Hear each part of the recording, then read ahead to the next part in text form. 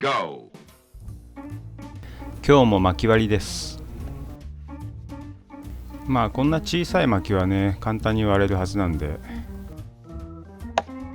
あれもうちょっと力入れた方が良かったかな。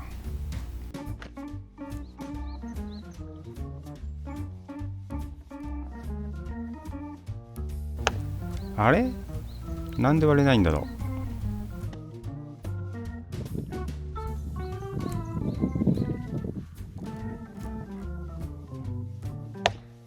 やっぱ割れませんね。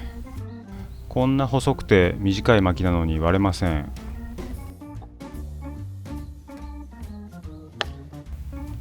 やっぱり割れないんですよね。でもたまにこういう薪に当たるんですよね。節も何にもないのに割れない。本当に割れないんですよ。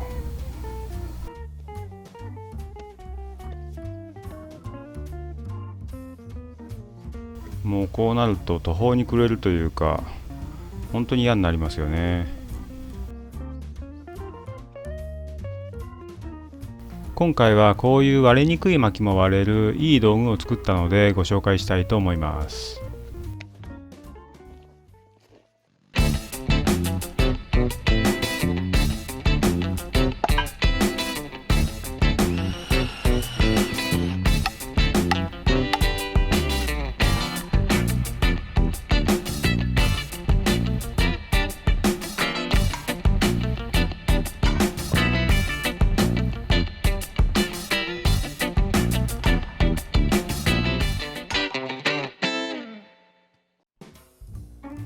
作ったのはこういうものなんですが、もともとは単純に普通のこういう鉄のくさびなんですが、そのくさびに鉄パイプを溶接しました。廃材で作ったのでちょっと見た目は良くないんですが、これを大ハンマーで叩いて使うので頑丈にしなきゃなんないのでね、結構ゴテゴテと、溶接を持ってあります。これをスライドくさびと呼ぶことにします。ファクトリー9。これの使い方ですが、使う道具は大ハンマーと、あともう一本細めの鉄パイプです。塩ビ管に見えるかもしれませんが、これは鉄パイプにたまたまですけども、何かコーティングがされているパイプなんですよね。普通の鉄パイプでも大丈夫です。これらをどういうふうに使うかっていうとですね、この薪割り台に先ほどの鉄パイプが刺さるような穴を開けます。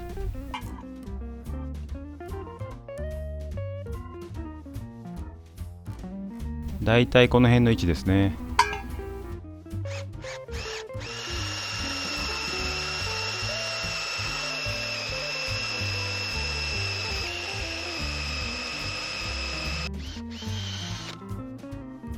できるだけ深めに穴を開けたいので、ドリルの先をちょっと延長します。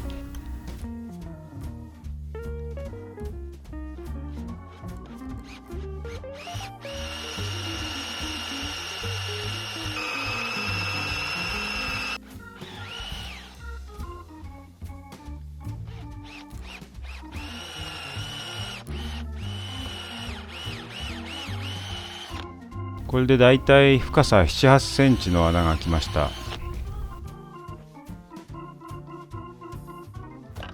先ほどの鉄パイプを打ち込みます。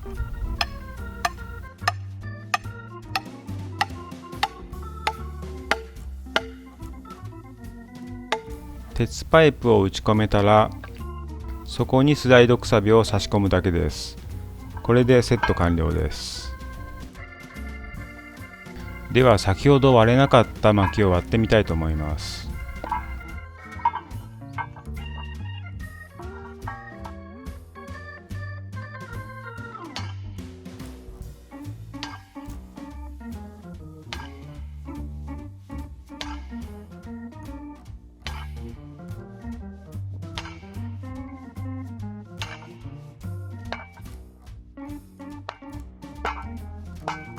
大ハンマーで何回も叩いてようやく割れました。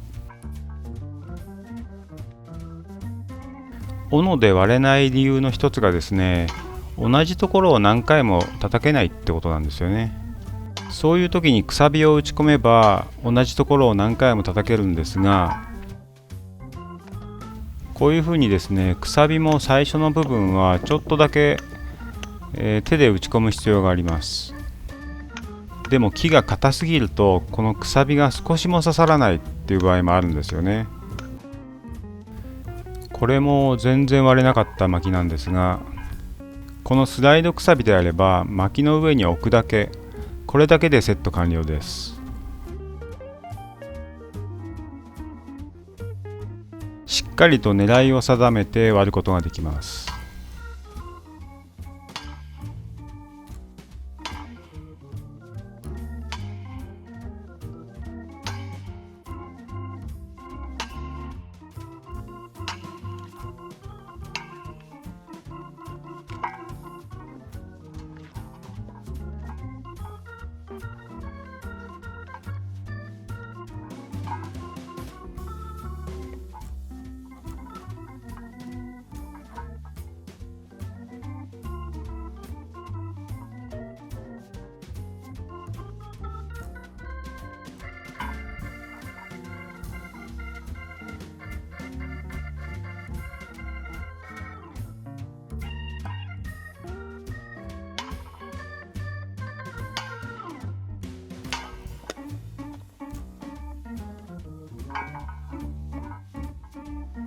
この部分なんかはちょっとコブというか節がありますが、どうでしょうか、割れるでしょうか。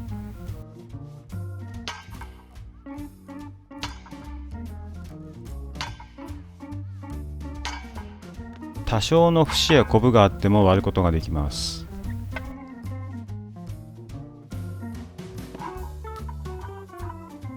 私の場合、斧で割れなかった薪だけ取っておいて、最後にこのスライドくさびをセットして硬い薪だけ集中的に割るっていうことにしています。ファクトリー9。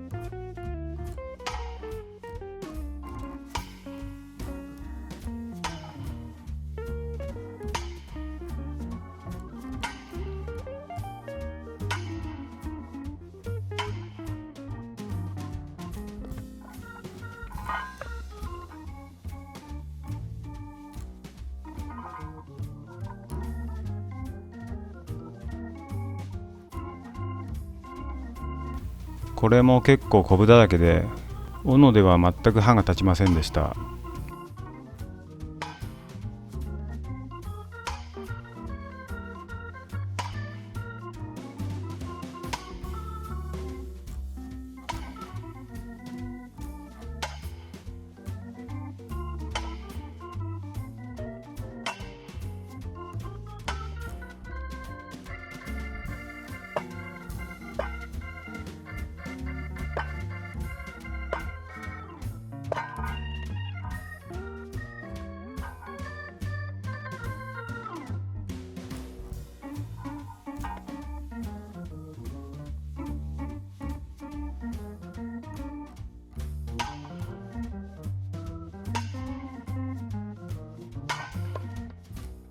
コブだらけの薪でもこうやって割ることができます。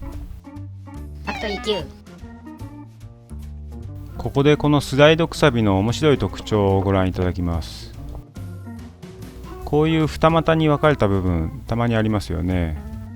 こういうのを割ってみたいと思います。普通はこういうことは無理だと思うんですが、立たせることが難しい薪もスライドくさびの重さを利用してバランスをとって挟むことができれば割ることができます。やってみます。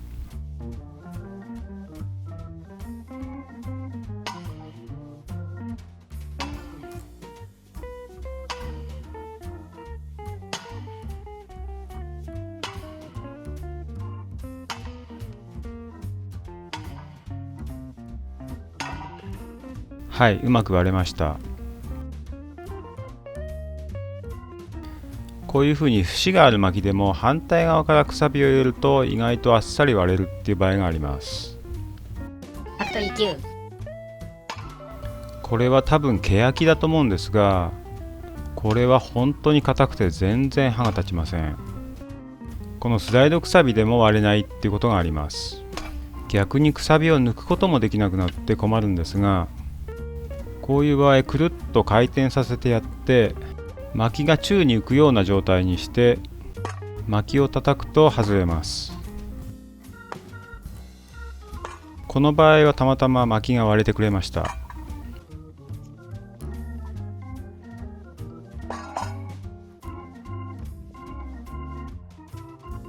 ァクトリー9。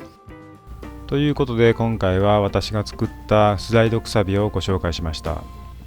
溶接がうまくできてないので本当はもっと丈夫に作りたいなと思っています。今回の動画いかがだったでしょうか。気に入っていただけましたらチャンネル登録、高評価、コメントなどよろしくお願いします。